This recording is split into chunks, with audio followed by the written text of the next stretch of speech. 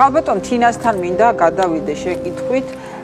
ქალბატონი თინა არის ძალიან უკიდურესად ნეგატიურად განწყობილი COVID ვაქცინაციის წინააღმდეგ და აქვს თავისი საფუძვლიანი, ასე ვთქვათ, არგუმენტები, რითაც ამყარებს თავის ას და ქალბატონი თინა რატომ არა ვაქცინას? ძალიან ყურადღებით პირველივე დღიდან და დიდი იმედით უყურებდი იმას, რომ შეიქმნებოდა ვაქცინა და გვეშველებოდა და ეს იქნებოდა მართლა პანაცეა.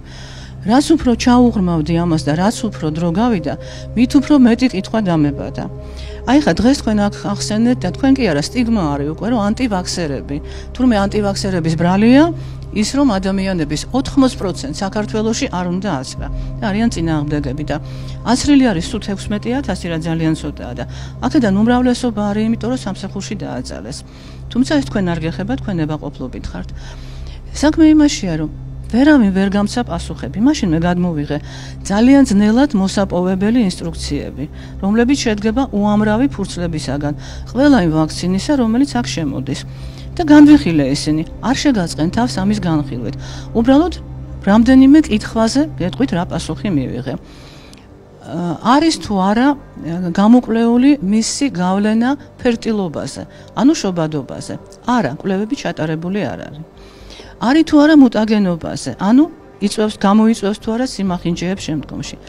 არ არის კვლევები ჩატარებული, ამიტომ არ ვიცი. კანცეროგენობა, ანუ გამოიწვევს თუ არა სიმსივნეებს.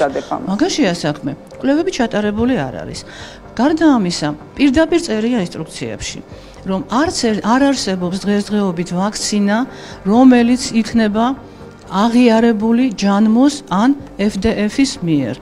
ეს რას ნიშნავს? და იქვე წერია, რომ არის მხოლოდ ავტორიზებული, ანუ დაშვებული ექსტრემალურ სიტუაციაში გამოსაყენებლად. მესამე, იქვე ინსტრუქციებში წერია, რომ ფირმა პასუხს არ აგებს არაფერზე და მთელი პასუხისმგებლობა ეკისრება მხოლოდ ეკიპს. არაფერი არ არის ნათქვამი გართულებებზე. ეს თანდათან ახლა ჩდება. იგივე ტრომბოზების სიტუაცია, იქ არ არის აღწერილი, თუმცა დასმულია კითხვები. ინსტრუქციაში პირდაპირ წერია, რომ უნდა დაუსვას ექიმმა კითხვა. ხომ არ არის ფეხმძიმედ, ან ხომ არ აპირებს დაურსულებას უახლოვეს დროს. დაიდო კვლევები, პასუხები იმისა, რომ გარკვეულ ცხოველებში, ლაბორატორიულ ცხოველებში აღმოჩნდა, რომ ფერტილობაზე მოქმედებს, ანუ შობადობაზე.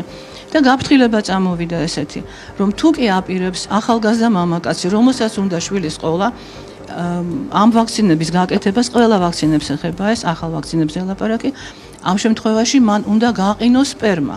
ესეთი რეკომენდაცია ეძლევათ. ამან მე ძალიან დამაფიქრა, იცით მეგობრებო. მე რომელ ვაქცინას ქონდა ანოტაციაში ასეთი? ანოტაციაში არ უწერიათ, კვლევები დაიდო. ანოტაციაში უწერიათ ის რომ არ არის ჩატარებული. ყველა კვლევა ვერ ჩაითვლება კვლევა თუ იქ არ არის პოპულაცია გარკვეული. ხო, ეხლა ეგ გასაგებია, შენ რასაც აღიარებ უნდა იყოს ჯანმოს მიერ მოცემული, ან ჩვენი ჯანდაცვის სამინისტროსი, ან რუსთავიორის, ან იმედის ეთერში გაჟღერებული.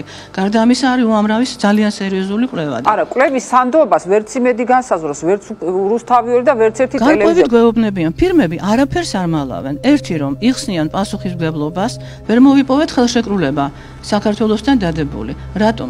იმიტომ რომ ყველა ამ ფირმამ მოითხოვა სრული იმუნიტეტი დამკვეთი ქვეყნებისაგან. ეს მოხდა ჯერ კიდევ სექტემბერში, მაგრამ როცა სახელმწიფო იღებს პასუხისმგებლობას, იქ უნდა იყოს კარგად გაწერილი, რაში გამოიხატება.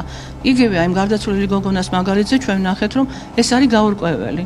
მე მყავს ძალიან კარგი იურისტები, შევქმნით ორგანიზაცია, რომელიც მოწოდებულია, რომ ადამიანები დაიცვას იმ უკანონობისგან, რომელიც დღეს ვაქცინაციასთან დაკავშირებით ხდება. ჩვენ როგორ ვიცხოვრობთ, ქალბატონო, ესე გავაგრძელოთ ცხოვრება.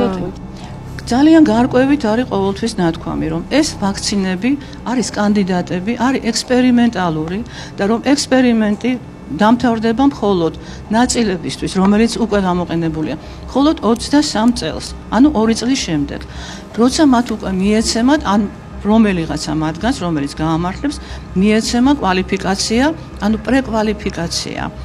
ანუ დაკანონდება, ესე ვთქვათ. ეხლა არის ავტორიზაცია მიცემული, სხვადასხვა რაღაცეები არის. ყველამ, შენც მათ შორის, ქალბატონო ნინა, უნდა იცოდე, რომ შენ ხარ ექსპერიმენტის ნაწილი. როცა შენ ღებულობ მონაწილეობას ექსპერიმენტში, სახელმწიფო და ჩამტარებელი ექსპერიმენტისა ვალდებულია, რომ შენ ჩაგაყნოს ამის შესახებ საქმის კურსში და როცა თქვენ პროპაგანდას ეწევით, რასაც თქვენ ეძახით ინფორმირებას, ცალმხრივ ინფორმირება არ არის ინფორმირება. ინფორმირება უნდა იყოს სრული. ბატონ თინა, მსგავსი პასუხისმგებლობა შეიძლება მოთხოვოს სახელმწიფოს თუ ის გავალდებულებს. დღეს არავინ არ გავალდებულებს, არც აცრას, არც კანონში არ არის ჩაწერილი და მე ვთქვათ არ არის მართალი ნინაე, არა. შენ ბოლოდ გარკვეული არ ახარ.